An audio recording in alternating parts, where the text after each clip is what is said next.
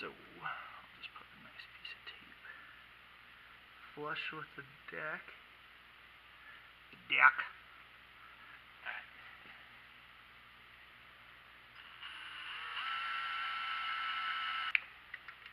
I mean, I'm sure we're deep enough. I don't know if, will a hole going through the middle of it actually relieve just a little bit to help it come out? Not sure. But I think I'm pretty safe at being able to keep going more, just because the way that is turned down, it fits in there really nice and snug, and it's cutting really nice. Like, I'm not too worried about breaking a bit off at this point. Knock on wood.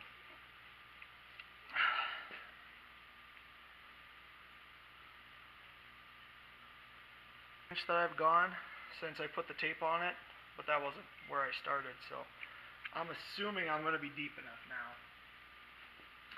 Assuming. Never assume.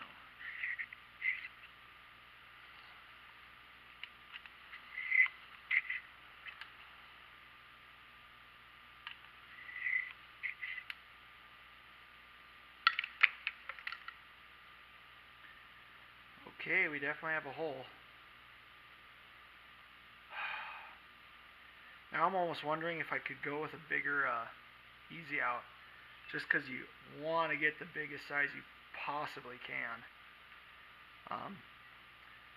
Problem is that with my set I only have a few different sizes, and the next size up is significantly bigger. Alright, we'll have to cut video and I'll figure something out. Okay, so here's the next plan. I got my easy out. Obviously I can't fit it down in there. And it's got this weird, just smaller than quarter-inch, tap size, and I have no way of using an extension. And I've looked for old school 8-point sockets we got laying around, and I got nothing that's going to fit. So I'm going to take this 6mm socket and this extension, and I'm going to weld all this together. And the reason I'm going to weld the socket to the extension and sacrifice it is mostly because if I get this down in there and it doesn't work and I need to pull it out, well, you get the idea. That tap's going to stay in there and I have no way of getting it out. So I'm going to weld those up and see how it works. So I got my easy out weld to the socket. I decided not to weld the extension onto the socket just because I'm assuming if it does break, it's going to break right here from, just the metallurgy changing when I welded it. I did let it cool down on its own. I didn't quench it, trying to keep it soft or preventing it from becoming brittle. So I figured if it breaks there, then this will come out anyways, and say something doesn't work out, if this stays connected to this, at least I can always back it out. So I guess we're going to give this a shot here. I'm going to start with just a tiny little, it's just a tiny little 1/4-inch wrench.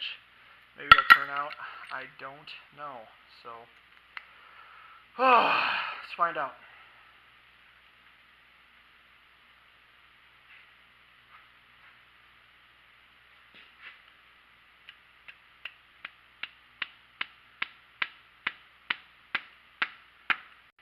Okay.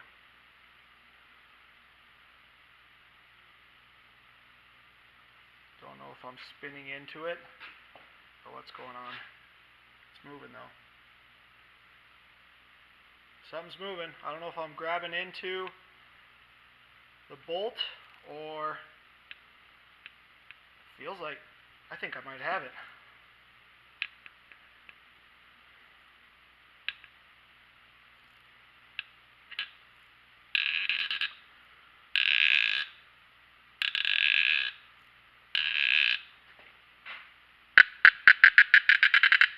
That I am fairly certain is a bolt.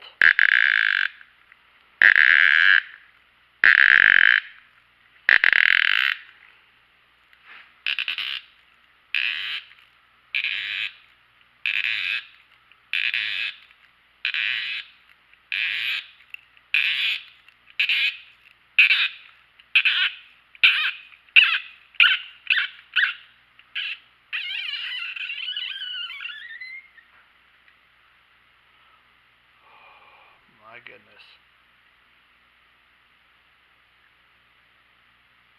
And there we go. Look at that. That was a pretty sizable chunk of thread that was in there. Wow. Well, am I a happy man? Woo! Okay, so let's do a recap of what happened here. So I broke a head bolt in a 5.3 liter, and it was about 3 inches below the deck surface. I needed a way to get a drill bit down far enough into the hole, and due to the size of the M11 bolt, it's really difficult to find a drill bit, or even a left-handed drill bit, of the proper size and diameter that has the right length in order to reach down the hole. So I had to use a extension, and I believe this is something that's typically used on like a spade bit, like a wood spade bit or spoon bit, I don't know what you want to call them, going through, I know we use it for going through railroad ties and things of that nature to hang gates. And this diameter here on it was too thick, so I used a lathe and turned it down so I had a really nice snug fit in the non-threaded portion of the hole that the head bolt goes in.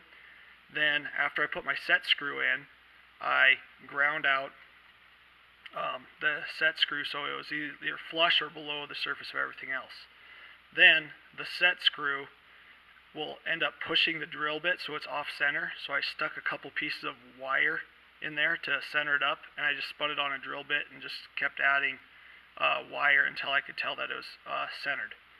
So I used this to drill the hole for the easy out.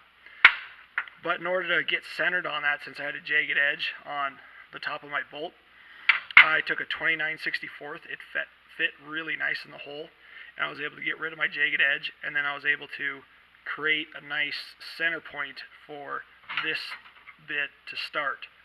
So I just lopped the top off of that, and basically instead of using a center punch, I created a divot that it would start in the center.